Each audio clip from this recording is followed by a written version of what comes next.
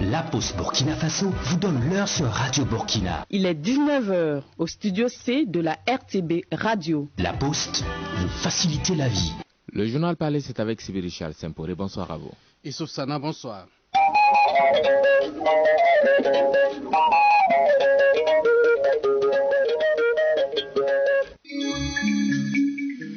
Bonsoir à tous, bienvenue au 19h de Radio Burkina, voici les titres. Les policiers iront-ils en grève à partir de demain comme ils l'ont annoncé? Ce matin déjà, ils exigeaient la démission de leur ministre de tutelle et la régularisation de la carrière de plus de 1000 officiers de police. Une rencontre avec le Premier ministre vient de s'achever à l'instant. Vous entendrez le porte-parole du gouvernement, Rémi Danguinou. Une cinquantaine d'enfants dont l'âge est compris entre 13 et 26 ans en partance pour Bobo Dioulasso, le Mali et la Côte d'Ivoire interceptés en fin janvier par les services de sécurité ont été remis à leurs parents. Les mineurs surtout devaient être employés dans les sites d'orpaillage. Une famille décimée à Dédougou à la suite d'un repas. Pourrait-on encore parler d'intoxication alimentaire? Des précisions avec Christophe Traoré depuis Dédougou. Le sport, ce sera dans une quinzaine de minutes avec Bourema Sawadogo, avec au menu les résultats complets de la 19e journée du Paso Foot.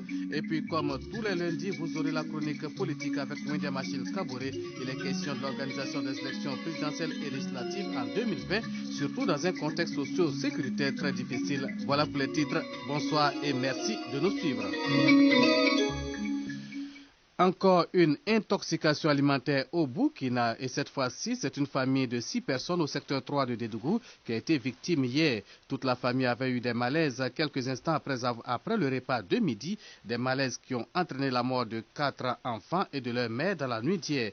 Qu'est-ce qui pourrait expliquer ce drame? Élément de réponse avec Christophe Traoré. 4 corps d'enfants sans vie, des vomissures par-ci, par-là, c'est le constat fait quand nous arrivons au domicile de la famille des victimes au secteur 3 de Dédougou. Les 2 parents ont été admis aux urgences du CHR de Dédougou. La maman n'a pas pu être sauvée. Selon les proches, la famille aurait mangé du thau comme repas de midi et des arachides. Et c'est dans la consternation que se tenaient voisins et parents. Sidi Kizina, cousin de la défunte. Elle n'est pas venue me raconter un problème en tant que tel. Si c'est pas ce soir qu'on m'a appelé en ville, environ 17h comme ça, qu'il y a ma soeur qui a des problèmes avec ses enfants. J'ai dit quel genre de problème? Moi je pensais même que c'était bagarre avec un de ses voisins, que non, que ça ne va pas du tout, qu'ils sont tous en coma. J'ai dit comment ça? Bon, je suis venu voir vraiment, moi je suis venu trouver que tous les 2 là tous les 4 enfants ils ont perdu la vie. Comme maman m'a dit qu'on a accompagné elle-même à l'hôpital. J'ai appelé son mari, celui qui est avec lui présentement, je l'ai appelé comment est sa situation. Il ne voulait pas dire quoi, mais par fini il m'a dit que vraiment qu'elle a perdu la vie. Quant à la suspicion d'une intoxication alimentaire, les agents de santé se réservent d'être affirmatifs. Docteur Boubacar Dramé, chef de service des urgences médicales. C'est vrai, c'est les urgences médicales. S'il y a une urgence à lever, on va lever l'urgence, mais on va pousser l'interrogatoire pour savoir la cause de son problème. Voilà, c'est dans l'interrogatoire où ils nous ont fait savoir qu'ils auraient consommé le repas de midi. Pour l'instant, les autorités compétentes ont aussitôt ouvert une enquête pour élucider les faits. La vie du chef de famille était hors de danger quand nous quittions les urgences du CHR. Dédougou, Christophe Traoré, RTB.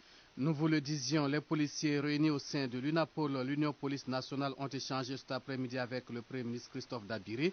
La rencontre fait suite à l'annonce ce matin par les policiers d'une grève générale à partir du demain mardi sur toute l'étendue du territoire burkinabé. Ils entendaient ainsi dénoncer plusieurs manquements à la tête du département de la sécurité. Comme revendication, les policiers exigent le départ de leur ministre et ses principaux collaborateurs, en plus de la régularisation de la carrière de plus de 1000 officiers de police. La rencontre avec le chef du gouvernement vient de s'achever. On écoute le ministre de la Communication, Rémi Danguinou. Il revient sur les acquis de la rencontre. Je voudrais d'abord saluer la disponibilité et l'écoute du syndicat. Nous avons eu 3 heures d'échange, 3 heures où les propos ont été extrêmement courtois, où les argumentaires ont été développés par les syndicats et qui ont permis justement au gouvernement d'apporter un certain nombre de réponses. Je crois que dans la majorité des aspects, il y a des processus qui sont en cours. Et nous avons donc obtenu du syndicat qu'il regarde un peu la mise en œuvre, parce que c'est important. Son Excellence le Premier ministre a rappelé donc qu'il y a des dossiers sur lesquels nous avons commencé à travailler et qu'il était important donc que le syndicat nous donne le temps de les finaliser pour la satisfaction donc de leur intérêt, mais également partant de l'intérêt de la sécurité des populations. Sur certains dossiers, des aspects avaient déjà été mis en œuvre. Je pense que c'est parfois malheureusement des questions communicationnelles qui font que nous avons pu avoir ce couac et ce quiproquo-là. Mais pour l'entièreté, je crois que nous sommes maintenant dans l'attente de la réponse du syndicat et j'espère et j'ose croire que leur intérêt pour la sécurité nationale, leur sens du devoir nous permettra de ne pas avoir une triste répétition demain le 4. Nous attendons qu'ils se concertent et qu'ils apportent une réponse. Mais nous avons en tout cas présenté ce qui est mis en œuvre par le gouvernement. Nous avons présenté ce qui peut-être peut connaître une accélération dans la mise en œuvre, tout en restant dans le cadre du respect des textes et du respect de la loi. Et je pense qu'ils ont été sensibles à notre présentation, tant par le ministère de la fonction publique, tant par le ministre en charge du département que par celui des Finances, afin justement que nous puissions ne pas avoir cet arrêt de travail demain 4 qui peut être préjudiciable dans la situation dans laquelle nous sommes à l'entièreté des Burkinabés. Rémi Dandinou, le porte-parole du gouvernement du côté de l'UNAPOL, l'on salue la tenue de cette rencontre et le secrétaire général de l'UNAPOL donc parle de revoir la troupe avant d'en décider. Donc nous vous invitons à suivre le secrétaire général de l'UNAPOL, Amiyao Zongo. Nous avons eu avec le gouvernement des échanges très fructueux et très constructifs dans le sens de tenir compte de l'intérêt général des populations burkinabées. Des échanges pleins d'honnêteté au cours desquels toutes les préoccupations que nous avons soulevées, on a reconnu que c'était des préoccupations justes. Mais aussi l'honnêteté a amené le gouvernement à nous dire que certaines peuvent être résolues dans un bref délai et d'autres moins. Nous avons pris note et avant de prendre toute décision, nous allons nous concerter et puis tenir compte de l'intérêt supérieur de la nation. Nous avons encore jusqu'à demain pour en décider et comme je l'ai dit, nous tiendrons compte de l'intérêt supérieur de la population burkinabé. L'intégralité des points, selon les membres du gouvernement, peuvent être résolus. Le problème se situe dans les délais.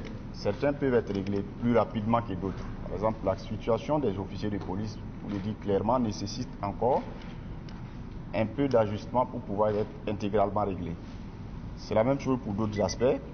Et puis, il faut que j'ajoute que par déficit de communication, on est arrivé à des incompréhensions inutiles. Parce que certains problèmes n'avaient pas vraiment lieu d'être évoqués si on avait vraiment eu des informations appropriées à temps. Amiyao Zongo, le secrétaire général de l'Union Police Nationale UNAPOL, vivement qu'une solution urgente soit trouvée.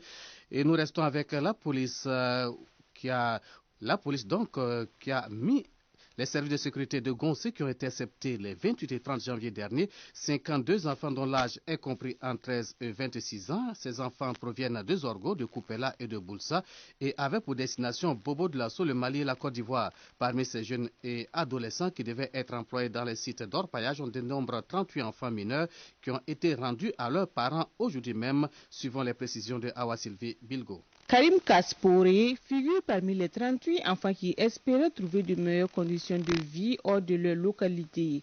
Depuis son interception avec ses camarades et grâce à la sensibilisation reçue au Centre d'éducation et de formation professionnelle de Ouagadougou, cet enfant de 15 ans affirme avoir eu une autre idée. Je viens de Poutenga.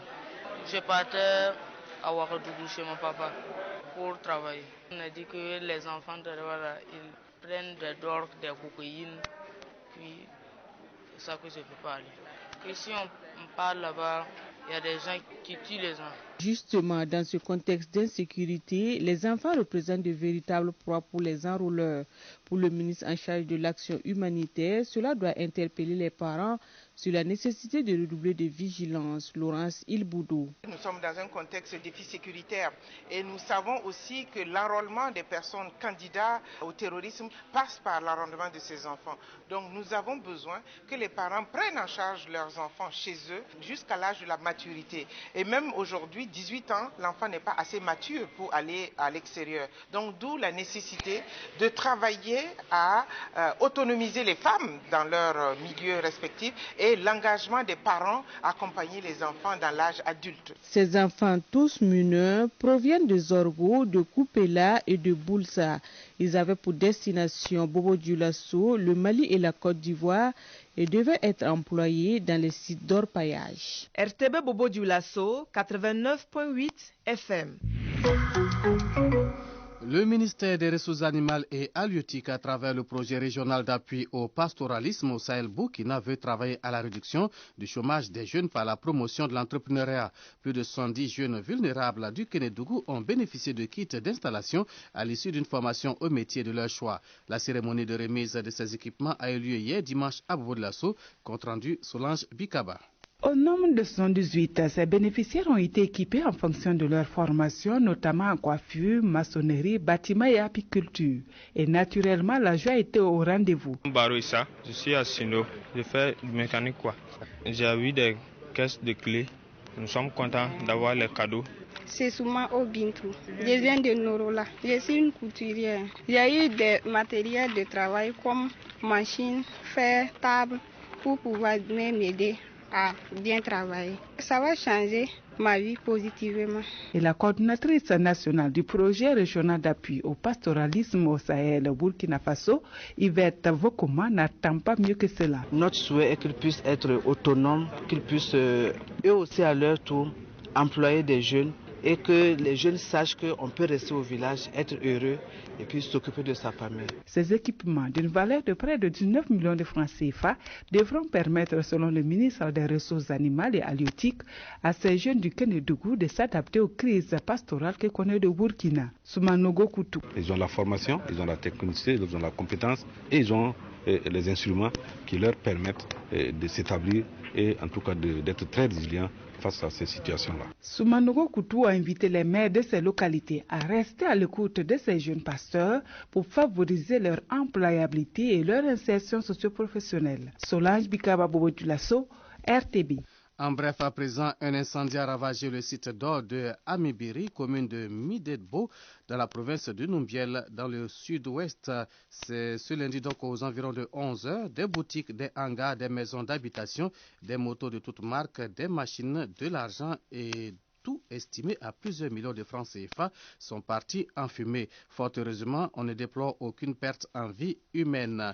À l'étranger, 13 enfants sont morts piétinés et plus de 40 autres ont été blessés ce lundi au cours d'une bousculade dans une école primaire de Kakamega dans l'ouest du Kenya. La cause est pour l'heure inconnue selon la police locale. L'incident s'est déroulé au moment où les élèves de l'école primaire quittaient l'établissement.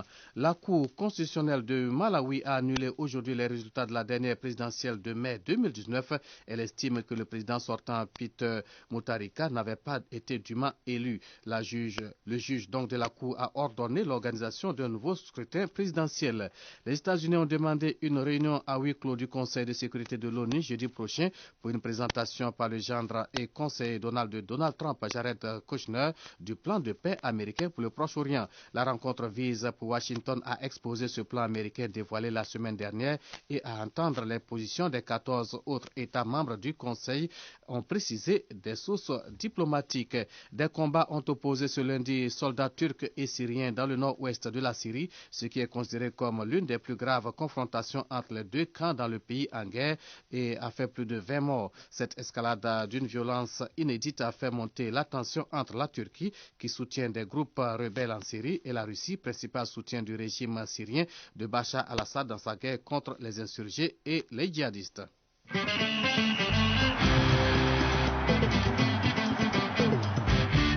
Et on accueille Brema Sawadogo pour les nouvelles sportives. Brema, bonsoir. Charles Semporé, bonsoir et bonsoir à tous. Salitas est depuis hier le nouveau leader du Faso Foot. C'est le principal enseignement de la 19e journée disputée le week-end écoulé. Et oui, les Colombes de Ouaga 2000, l'âge vainqueur hier de Raïmo FC par 4-0 à Bobo Dioulasso, s'empare ainsi de la première place du classement au détriment du Majestic qui lui a été contraint au partage des points par la SFB à Manga samedi. Au bas du tableau, la bonne opération est à mettre l'actif du Royal FC qui sort de la zone rouge après son succès 3-0 sur la SEC de Koudougou. Résultat complet et classement avec Nongdo Jean-Gilbert Ronga. Sans pitié, c'est l'expression qui sied pour qualifier cette belle leçon de foot de Salitas à Raïmo. Dans les duels des académiciens, c'est Salitas en déplacement au Stade Woubi qui s'impose sur le score sans appel de 4-0 et prend la première place au classement, jusque-là détenu par le Majestic, contraint au nul vierge de 0 but partout par l'ASFB. Après un passage à vide, l'AS Douane renoue avec la victoire. Elle s'est imposée au RCK par 2-0. Belle victoire également de Luso sur Kozaf sur ce même score de 2-0. Royal FC a aussi gagné la SEC de Koudougou par 3-0.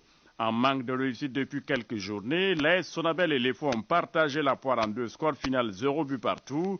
0-0, c'est aussi le résultat de AS Police RCB et victoire de l'US Forces Armées sur l'Astra Yeninga par 1-0. Au classement, Salitas est en tête avec 35 points, deuxième Majestic 34 points, troisième ASFB 32 points, quatrième Raïmo 31 points, cinquième l'US Forces Armées avec 28 points plus 4, sixième l'Astra Yeninga 28 points plus 3, au septième rang on retrouve l'AS Douane avec 27 points plus 6, huitième COSAF 27 points goal différentiel nul, neuvième le RCB avec 26 points plus 3, trois clubs occupent la 10e place et sont EFO, AS Sonabel et USO avec 20 points moins 3 chacun. Au 13e rang, on retrouve la SEC de Koudougou avec 17 points moins 10, 14e le RCK 16 points moins 11, 14e ex-aequo le Royal FC avec 16 points moins 11 et 16e l'AS Police avec 12 points moins 11.